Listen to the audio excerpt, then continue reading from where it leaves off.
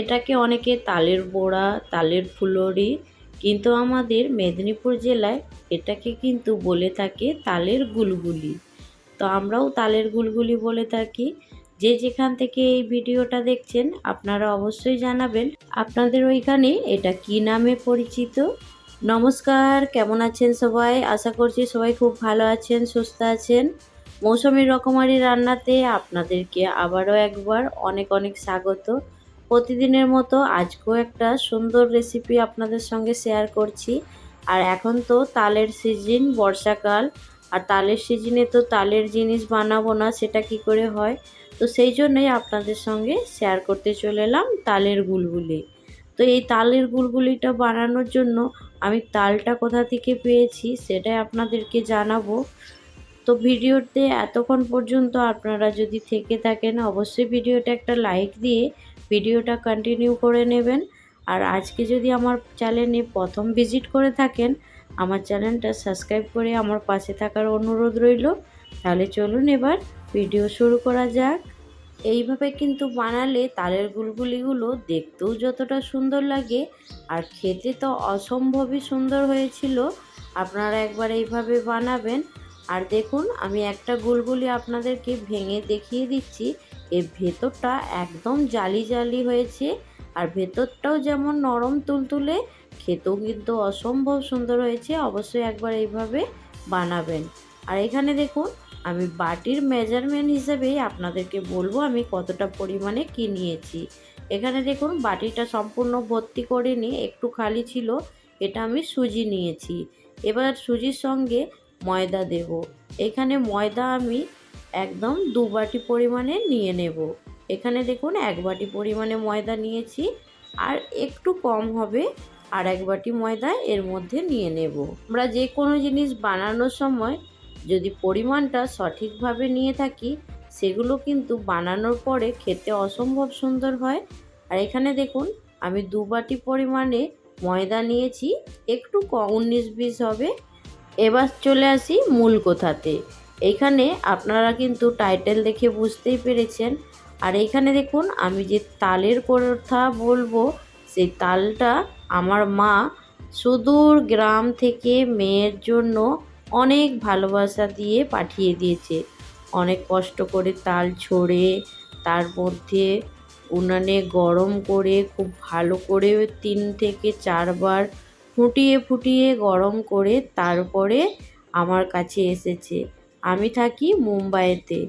2 দিন ধরে গাড়ির মধ্যে এই তালটা এইভাবে বানিয়ে মা পাঠিয়েছে। তালটা খুব সুন্দর ছিল। যদি বিদেশে আপনারা থাকেন অবশ্যই যদি তাল খাওয়ার ইচ্ছে হয় দেশের থেকে এইভাবে পাঠিয়ে দিতে বলবেন, আপনাদেরও কিন্তু তাল খুব ভালোভাবে চলে আসবে। তালটা দেখে নিয়েছেন আমি এইখানে 2.5 চামচের মতো নিয়েছি। আর চিনির পরিমাণটা আমি যতটা সুজি নিয়েছিলাম ততটা পরিমাণে চিনি নিয়েছি। এবার সমস্ত উপকরণগুলো খুব ভালো করে মাখিয়ে নিতে হবে। এখানে দেখে নিয়েছেন আমি নিয়েছিলাম 2.5 চামচ তাল, আবারও বললাম। এবার সমস্ত উপকরণগুলো ভালো করে মেখে নিতে হবে। তার আগে আমি দিয়ে দেব এইখানে 1 চামচের মতো কালো জিরে। কালো জিরেটা দিলে কিন্তু এর টেস্টটা অনেকটাই বেড়ে যায়, খেতে খেতে মুখে আসলে খুব ভালো লাগে খেতে। আর এখানে দিয়ে দিলাম পরিমাণ মতো নুন। দেওয়ার পরে এবার এটা খুব ভালো করে মাখিয়ে নেব। এখন আমি জলটা দেব না, আগে একটু শুকনো মাখিয়ে নেব, তারপরে আমি জলটা দেব। দেখছেন তো আমি আগে শুকনো তালের সঙ্গে খুব ভালো করে ময়দা সুজিটা মাখিয়ে নিচ্ছি। এবার এর মধ্যে দিয়ে দেব জল। জলটা একসঙ্গে অনেকটা দেওয়া যাবে না, অল্প অল্প করে জলটা দিয়ে মেখে নিতে হবে। একসঙ্গে জল দিলে পরিমাণটা বোঝা যাবে না। আর এর ব্যাটারটা কিন্তু খুব পাতলা হবে না, ঘন থাকবে। অবশ্যই অল্প অল্প করে জল দিয়ে ব্যাটারটা মাখিয়ে নেবেন। আমি যেভাবে মাখিয়ে নিচ্ছি এইভাবে আপনারা একবার মাখিয়ে দেখুন কেমন হয় আপনাদের ফুলুরিগুলো। এখানে দেখুন আমি অল্প অল্প করে জল দিয়ে সুন্দর করে এটা মাখিয়ে একদম রেডি করে নিচ্ছি। আর এখানে দেখুন আমার রেডি হয়ে গেছে। এবার এটা আমি এখন 10 থেকে 15 মিনিট ঢাকনা ঢাকা দিয়ে রেখে দেব। এবার এর মধ্যে আমি এখন ঢাকা দিয়ে আগে নারকেলটা কুড়িয়ে নেব। এর মধ্যে নারকেল দিলে খেতে কিন্তু অসম্ভব সুন্দর লাগে, সেই জন্য আমি একটা নারকেল ভেঙে অফ ক্যামেরাতে কুড়িয়ে নেব। এখানে দেখুন সুজিটা খুব সুন্দর ফুলে গেছে, আর ফুলে দেখুন ডবল হয়ে গেছে, দেখতেই পাচ্ছেন। এবার এটাকে আমি নারকেল কুড়া দিয়ে আরও খুব ভালো করে মিশিয়ে নেব। যখন কিন্তু ফুলুরি বানাবেন তখন কিন্তু অবশ্যই এটাকে খুব ভালো করে ফেটিয়ে নিতে হবে। আমি অফ ক্যামেরাতে কিন্তু অনেকক্ষণ ধরে এটা ফেটিয়ে নিয়েছিলাম। এর মধ্যে কোনো খাবার সোডা দিতে হবে না, অটোমেটিক এটা কিন্তু ফুলে একদম নরম তুলতুলে ফুলুরি বানানো যাবে, আপনারা দেখতেই পাবেন। এবার এই নারকেল দিয়ে খুব ভালো করে এটাকে আরও কিছুক্ষণ আমি মাখিয়ে নেব। মাখানোর পরে তারপরে আপনাদের কাছে ফিরে আসছি। আর এখানে দেখুন সুন্দরভাবে আমি কিন্তু মাখিয়ে নিয়েছি।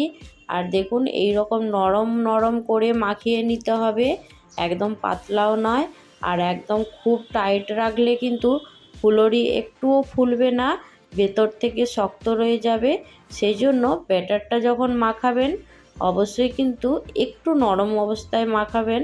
আর একটু নরম করে রাখলে দেখুন হাতের মধ্যে দিয়ে এইভাবে কড়ার মধ্যে খুব তাড়াতাড়ি দিতে পারবেন। আমার এখানে ব্যাটারটা একদম সুন্দর করে রেডি করে নিয়েছি। চলুন গ্যাসে আমি তেল গরম করে নেব আগে। এখানে আমি গ্যাসে অন করে কড়াটা গরম করে নিয়েছিলাম, তারপরে এখানে সাদা তেল দিয়ে দিলাম ভাজার জন্য। আর তেলটা একটু গরম হয়ে গেছে, দেখতে পেয়েছেন। এবার একটা চামচের সাহায্যে আমি দেখুন তেলটা একটু নাড়িয়ে নিলাম। এবার যে ফুলুরির জন্য ব্যাটারটা বানিয়ে রেখেছিলাম তার থেকে অল্প অল্প করে ব্যাটার নিয়ে এই তেলের মধ্যে দিয়ে দেব। ফুলুরিগুলো যখন তেলের মধ্যে দেবেন গ্যাসের ফ্লেমটা একদম কম করে দেবেন। কম করে দেওয়ার পরে ফুলুরিগুলো দিয়ে তারপরে গ্যাসের ফ্লেমটা বাড়িয়ে দেবেন। এখানে আমি গ্যাসের ফ্লেমটা একদম কম করে রেখেছি। এবার ফুলুরিগুলো তাড়াতাড়ি করে দিয়ে দেব তেলের মধ্যে।